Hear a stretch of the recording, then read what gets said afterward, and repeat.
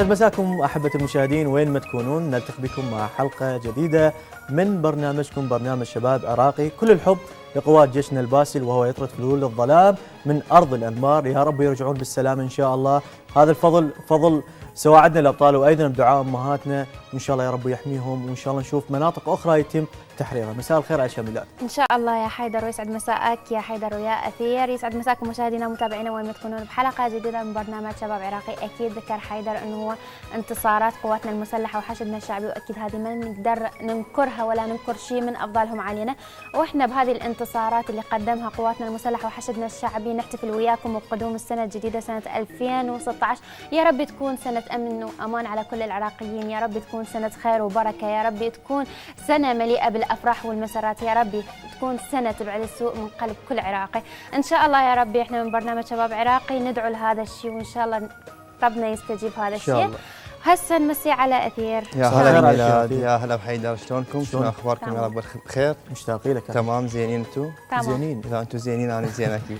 مساء الخير على كل اصدقاء البرنامج وعلى كل من يشاهدنا ويتابعنا من اهلنا. الساعه 3 بدأ وياكم شباب عراقي من قناه العراقيه.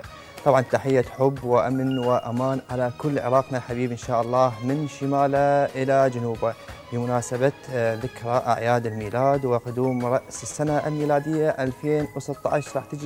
راح تروح 2015 بكل مشاكلها وبكل آلامها وبكل أحزانها إن شاء الله. راح تجينا 2016 خل تدخل برجلها اليمنى، تكون بداية خير إن شاء الله، ويرادنا من 2016 من هاي أعياد الميلاد المجيد.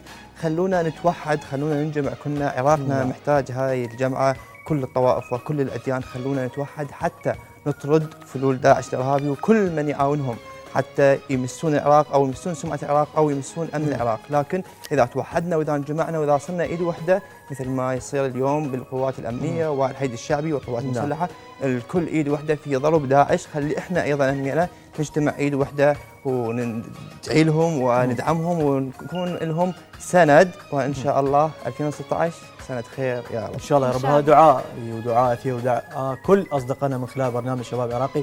أكيد فقراتنا مستمرة، راح نبلش وياكم من خلال برنامج شباب عراقي، لكن بعد ما نستمع لهذه الأنشودة الوطنية من بعدها راجعين.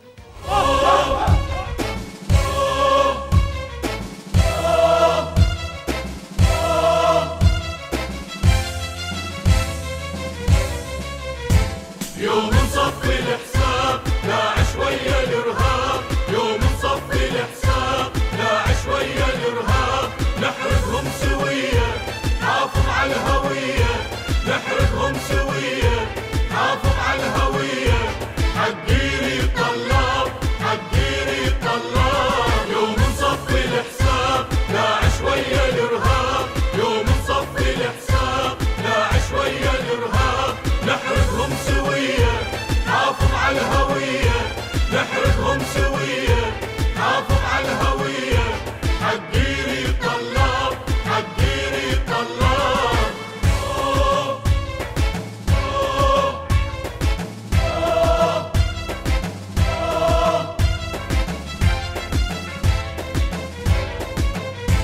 يوم ننادي لهم زلم تكسر ظهرهم، يوم ننادي لهم زلم تكسر ظهرهم، يوم الموت خطار والمعذبين ثوار، يوم الموت خطار والمعذبين ثوار، عتبتنا ويا الأجناب عتبتنا ويا الأجناب. يوم ننادي لهم زلم تكسر ظهرهم، يوم ننادي لهم زلم تكسر ظهرهم، يوم الموت خطار والمعذبين ثوار، يوم الموت خطار والمعذبين ثوار، عتبتنا ويا الأجناب عتبتنا ويا الأجناب.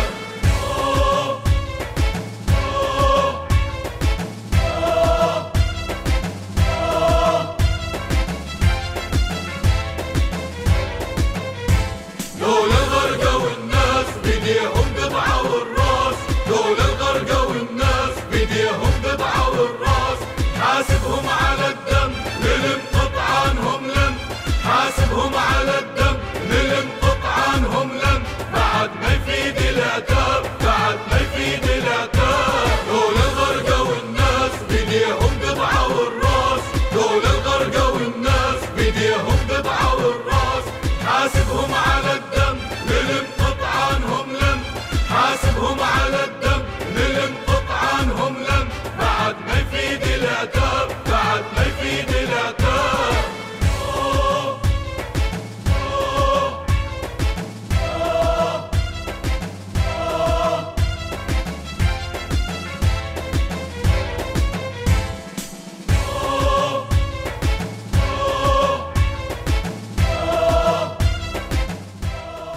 رجعنا لكم محبة المشاهدين من جديد، متواصلين وياكم عبر برنامجكم شباب عراقي. وصلنا وياكم إلى فقرة كوفي شوب. اليوم راح نتحدث عن أعياد الميلاد في العراق، خصوصا راح يكون الجو مع ميلاد. ليش الجو يا ميلاد؟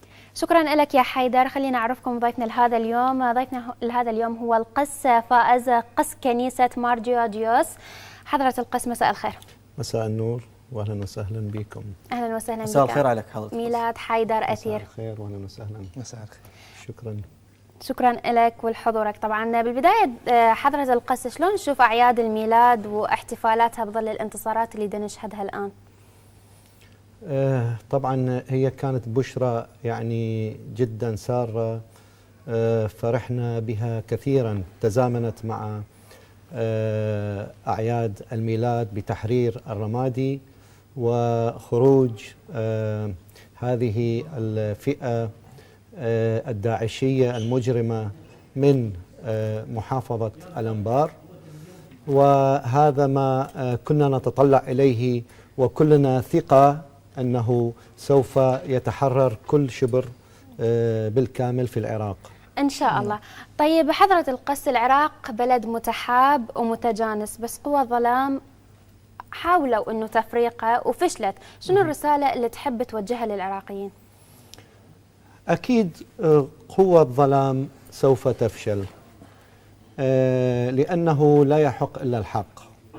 بالنتيجة سوف تنتصر، وكلنا يعرف ينتصر الحق على الباطل مهما طال زمن الظلم أو الطغيان. نعم. ولا ننسى، يجب أن لا ننسى أنه يعني هذا العراق اللي منذ آلاف السنين بعراقته وبحضارته وبمكوناته، يعني من المستحيل أن يظهر إحنا اليوم عندنا مجموعة ضالة وتحاول أن تهدم ما بني منذ آلاف السنين. طيب الكنيسة يزورها المسيحي وأيضا المسلم، وهنا المسلم من يزورها يبدأ يقدم النذور للسيدة عذراء. طيب شنو اللي تغير هسه؟ الحقيقة ما تغير شيء، ازدادوا أعداد المسلمين لزيارة الكنيسة، ونحن نقول طيب يعني ما أكو منع للمسلمين أنه يدخلوا للكنيسة؟ لا، بالحقيقة ماكو، لأنه احنا نقول الله هو الله الجميع. نعم. نعم. يعني لا يحتكره أحد، لا يحتكره دين، لا يحتكره مذهب. نعم. فالله الجميع، والكنيسة عادة تفتح أبوابها للجميع لكائن من يكون، ولكن قد تكون هناك بعض الأمنيات أو التفتيشات بهذا، تعرفون أنتم هذا الظروف اللي احنا نعيشها، وأيضا يعني قد تعلمنا من هذه الظروف أمور كثيرة، ونعرف كل زين هناك أحيانا يصير استهداف لمكون معين. نعم. وهذا قد يعني يعطي رسالة خاطئة بالنتيجة، ونتائجها تكون يعني عقيمة. فدائما احنا شوية بحذر، لأنه الله يقول يعني كونوا حكماء. حضرة القس إذا تسمح لي، من الأمور الملفتة واللي ثارت انتباه واللي دليله يعني بأنه على الحب والتوافد بين الكثير من الطوائف، خلال هذه العشرة أيام شاهدنا كثير من الأمور اللي تفرح الشعب العراقي. من ضمن هذه الفرحة حدث لم يحدث منذ أكثر من 400 عام، هو مناسبة مولد النبي محمد صلى الله عليه وآله وسلم ومولد المسيح اللي صادف في أسبوع واحد. شلون شفت هذه الالتفاتة وسيد المسيح وصادفت في مناسبة واحدة؟ شلون كانت ردود الفعل؟ هذه قد تكون رسالة للجميع. نعم. بأن أفراحنا واحدة وأحزاننا واحدة. نعم. إذن يجب أن نكون واحد في كل شيء، في العيش المشترك، وفي هذا البلد اللي كما ذكرت اللي هو عريق بحضارته وعريق بمكوناته وأديانه المختلفة. نعم. فإحنا شركاء مع بعض في كل شيء. كانت هذه الرسالة لكل شخص بأنه يشكك في كثير من الأمور. البعض الآخر يقول هناك تفرقة بين الطوائف، هناك عدم وجود محبة بين الطائفتين، لكن كان دليل وشاهدنا الفرحة الكبيرة جدا اللي شاركوا فيها المولد، وأيضا في شاركوا مولد سيد المسيح، شاهدنا هذه الفرحة الموجودة. أكيد احنا يعني هناك ليقول من يقول، لكنه أكو شيء اسمه الواقع على الأرض. نعم. وهذا ما احنا نعرفه كل الزين ونعلم عليه أبنائنا وطوائفنا وناسنا وشعبنا دائما حول التآخي، حول التعايش، حول المحبة، لأنه في المسيحية كما تعرفون أنه لا يوجد بغض، لا يوجد عداء تجاه الشخص الآخر ما دام هذا الإنسان خلق على صورة الله. فينبغي علي أنا أن أحترم هذا الإنسان لأنه هو على صورة الله. ينبغي أن أقدس هذا المخلوق، هذا المخلوق اللي الله صنعه على صورته. وأنا أنطيك حالة عكسية أيضا في الأربعينيات كانت تصادف احتفالات كان يمتنعون، احنا نقوم كنا نمتنع. صح. وهذا رسالة أيضا أخرى والدل على صحيح. تآخينا، ونريد نكون يعني نحترم أحزان الآخرين، لا بل ونشاركهم فيها. صحيح. ونفرح معا في يا رب مثل دوم هذه هالفرحة المناسبات. صح. حتى شاهدنا رايات للإمام الحسين موجودة على بعض الكنائس، يعني ترفع بأيام الأربعين بالسنوات الأخيرة، يعني لما صادفت زيارة الأربعين مع أعياد الميلاد شاهدنا بعض الكنائس موجودة بها رايات الإمام الحسين. نعم، ليست فقط هذه، وإنما كنا نقول أنه لشعوبنا أنه نريد احنا هاي السنة أنه نتوقف عن الاحتفالات نظرا لمرور الذكرى مثلا الأربعينية أو كذا لإخوتنا المسلمين، ونريد نحترم احنا هذا الشيء، ونريد نقدم لهم أبسط شيء جدا بسيط، فد رسالة بسيطة أنه نحن معكم في أحزانكم ونحن معكم في أفراحكم. أكيد حضرة القس، هو أنا دائما أقول وأعيد وأذكر أنه العراق هو مثل الجسد الواحد بالمسيحي بالصابئي بالأيزيدي بالسني بالشيعي، فإحنا مثل الجسد الواحد، إيش ما يكونون مستحيل أنه نتقطع أو مستحيل أنه واحد يتخلى عن الثاني. حضرة القس، الجيل الجديد من الشباب يتظاهر ضد الطائفية البغيضة وهناك وعي مبكر لما حدث، هل تعول على الشباب في معرفة حقيقة ما حدث الآن؟ أعجبني المثال اللي ذكرتيه أنه العراق مثل الجسد الواحد.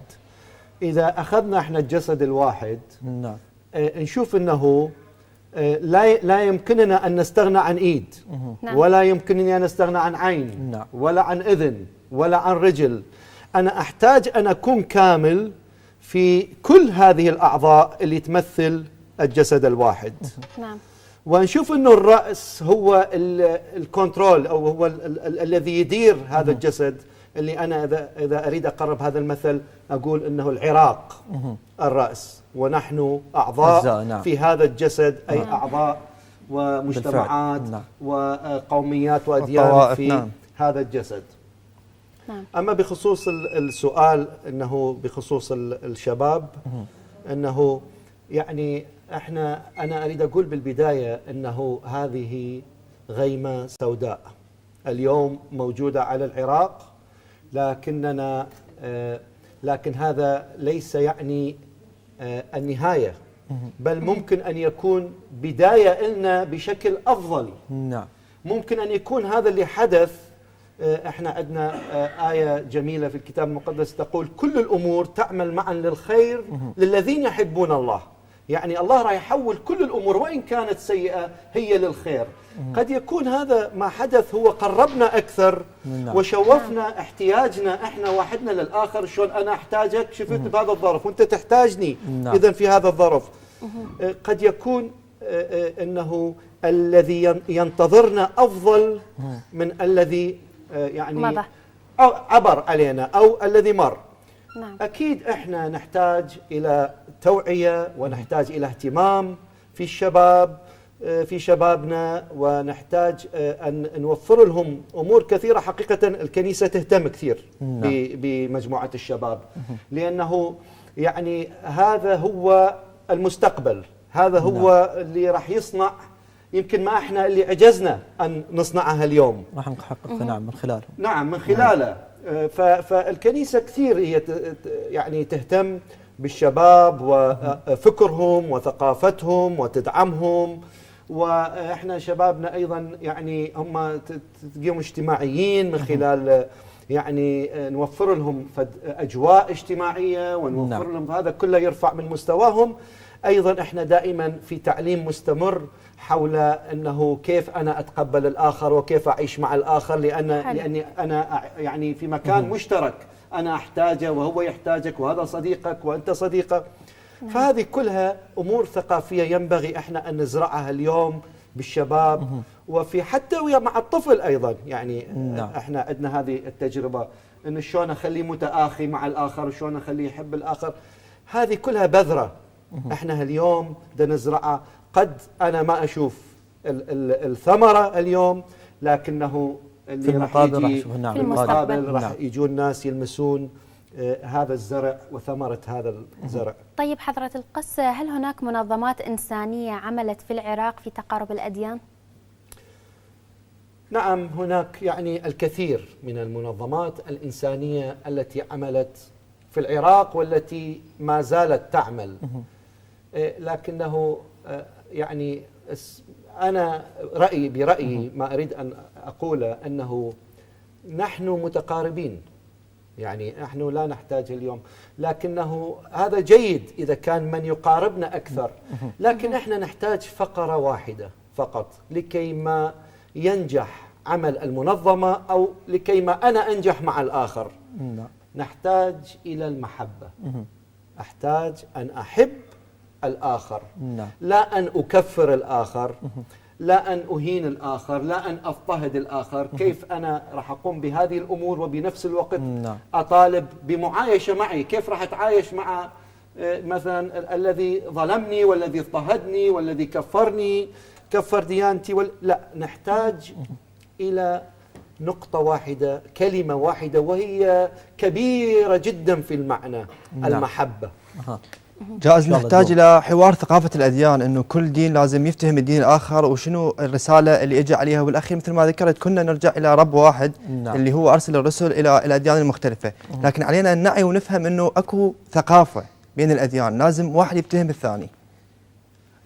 هذا جدا ضروري، جدا ضروري أن تعلم عن معالم حياتي المسيحية، وجدا ضروري أن تعلم من هو المسيح في حياتي، وأنا جدا ضروري أن أعلم عن الديانة الإسلام الإسلامية، وعن طبايعهم وعن عاداتهم وعن مناسباتهم وعن ثقافتهم. حقيقة هذا جدا ضروري، لأنه يعني أنا مثل ما ذكرت احنا نعيش في مكان واحد يعني ومشترك بيناتنا، هذه نوع من الثقافة. صحيح. وتكون يعني بعيدة عن الانتقادات، بل أنا أتقبل وأحترم، وكذلك أنت تتقبلني وتحترمني، وهكذا يكون بيناتنا مودة ومحبة. طيب حضرة القس، يعني من وجهة نظرك إذا تشوف في هذا اليوم كل الدول واللي كانت عربية إسلامية تحتفل في هذه المناسبة العظيمة، يقال بأنه قبل 2000 عام العراق هو أول دولة أو حضارة وفي بابل هو اللي احتفل بعيد الميلاد. أريد نطلع من هالأجواء، كيف تأسس عيد الميلاد؟ شلون تم الاحتفال في هذا المناسبة؟ وهل صحيح كان العراق هو الأول في احتفال في رأس السنة؟ أنا ما أملك بالحقيقة المعلومة الدقيقة جدا، لكن أنا راح أقربك من هذا الشيء، أنه العراق في القرن الأول لميلاد المسيح انتشرت فيه المسيحية من خلال مارتوما اللي هو أحد تلاميذه. فدخل العراق وكانوا يعبدون الأوثان وإلى ما شابه، ونشر الديانة المسيحية، والكل أصبح مسيحي. أما يعني بهذه الاحتفالية هي تعبر عن ميلاد شخص السيد المسيح، اليوم الذي ولد فيه، والعالم كله يعني اعتبر هذا الشيء، كلها احتفلت به العالم كله أنه أخذها كسنة ميلادية كتقويم ميلادي، والكل يعني يعمل فيه. وأيضا عندنا التقويم الهجري، لكن الأكثر يعني أكثر شيء الذي يعمل فيه في العالم هو التقويم الميلادي أكيد. وهناك أيضا رموز في هذه الاحتفال اللي هو طفل إذا تلاحظون في مغارة، في مغارة، طفل ومريم موجود، العذراء نعم. ومار يوسف اللي كان هو المربي له. احنا نرفق يعني لا تنفصل المعنى عن هذه المناسبة. نعم. وكان هناك بعض الحيوانات التي كانوا موجودة حظيرة حيوانات. شنو سر هاي الشجرة اختيارها؟ الشجرة بالحقيقة هي يعني معناها ليس مباشر. يعني أولا الشجرة هي موجودة كانت قبل المسيحية. نعم. كانوا يحتفلون في عيد الشجرة يسموه. والمسيحية أخذت من الشجرة يعني وصارت متلازمة. الشجرة يعني أنا أشوفها هي الخضراء هي ترمز إلى الحياة. نعم. حياة يعني ترمز أنه ما دام تشوف أكو خضار أكو حياة. وعندما نزين احنا هذه الشجرة تصبح فد شيء يعني فد شيء مكمل في هذه المناسبة. الحياة بالإضافة أنه كان يحتفل فيها قبل المسيحية، وأصبحت من العناصر التي واحدة من العناصر لهذا العيد. نعم. طيب حضرة القس، زميلنا غزوان شاكر أعد لنا تقرير حول الأعياد واحتفالات أعياد رأس السنة، خلينا نشوفه بعدها راجعين وياكم. ليلة عيد الليلة ليلة عيد، زينة وناس صوت جراس عم بترن بعيد.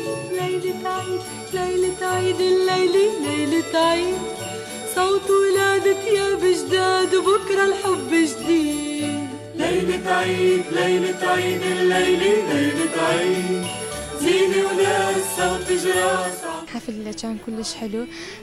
سوينا فشي انه ولو انه هو بسيط انه يفرح الاطفال، فشي صغير انه يفرحون الاطفال بالعيد.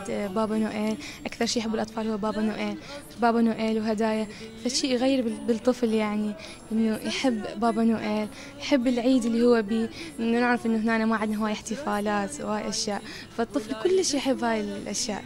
فسوينا اليوم وشفنا الفرحه على وجوههم وكلش حبوا الاحتفال. أكيد هي الفرحة كلها لأطفالنا الحلوين.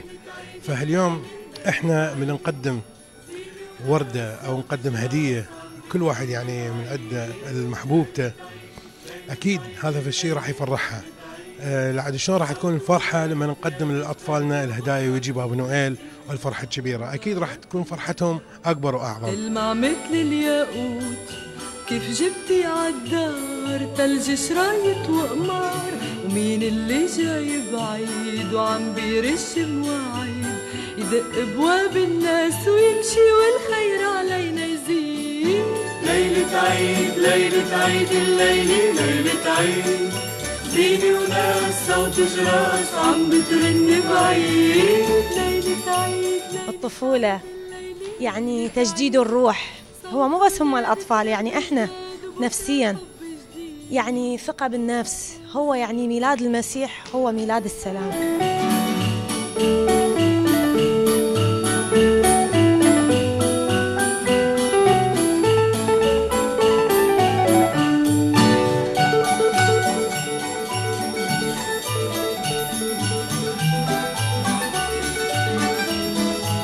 مع أفراح بابا نوئيل عبروا أطفال العراق عن مدى حبهم لهذا البلد وكل أمنياتهم أن يعيشوا بسلام.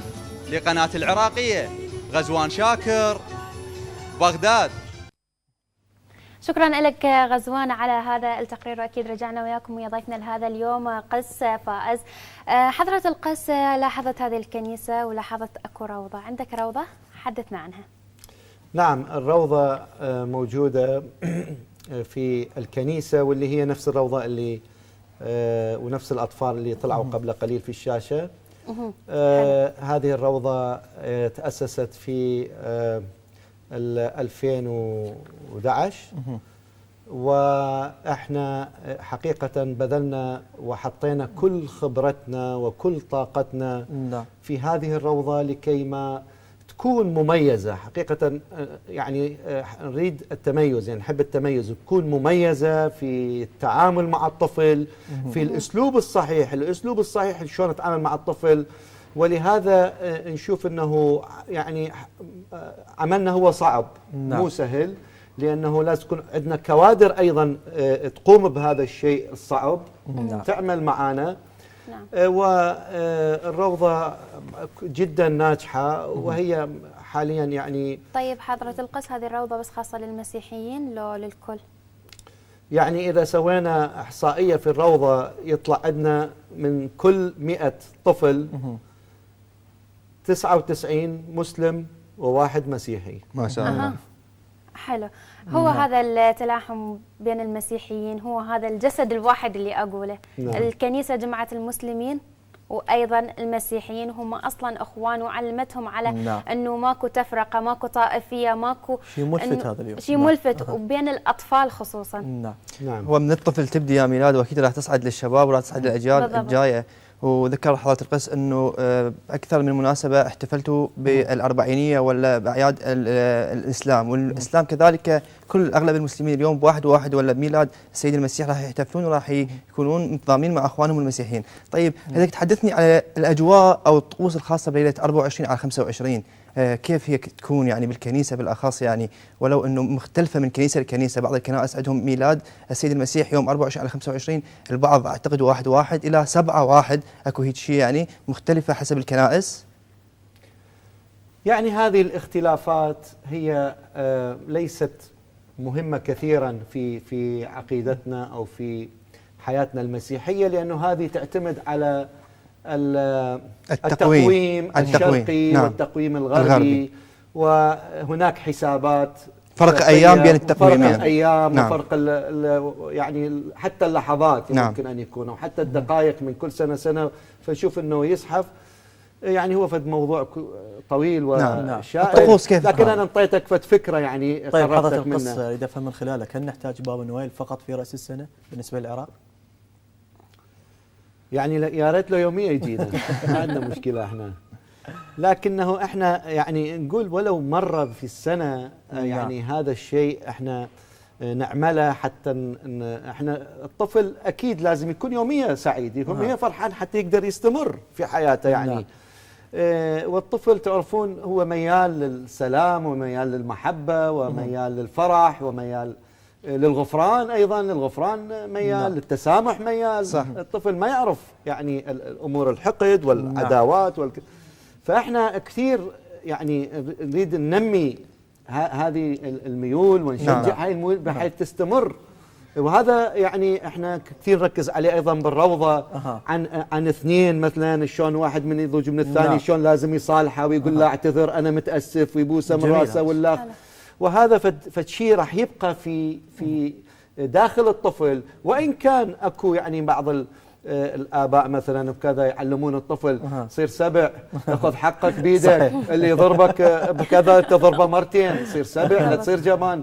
أنا طبعا ضد هذه الرسالة وضد هذا التعاليم، لأن هذه هذه أساس التفرقة اللي راح تسوي بيناتنا تفرقة وتخلق العداوة. وإحنا أخوة وبمدرسة واحدة وبمجتمع واحد وبشارع واحد وبحارة واحدة.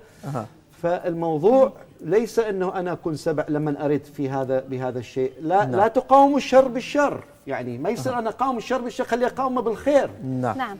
فهذا ما احنا نزرعه اليوم في اطفالنا. حضرة القس، الكلام معك جدا ممتع وجدا مفيد، شكرا لك ولحضورك، شرفتنا ونورتنا بحلقتنا لهذا اليوم من برنامج شباب عراقي. شكرا لك. شكرا جزيلا لكم، وانا اشكركم واتمنى الخير والسلام يعود في بلدنا ثانية إن شاء الله، ونكون متماسكين أكثر من قبل، وأمامنا الفرصة كبيرة جدا إن شاء الله. هذه العودة لك يا حيدر. شكرا لك يا ميلاد، شكرا لك حضرة القس.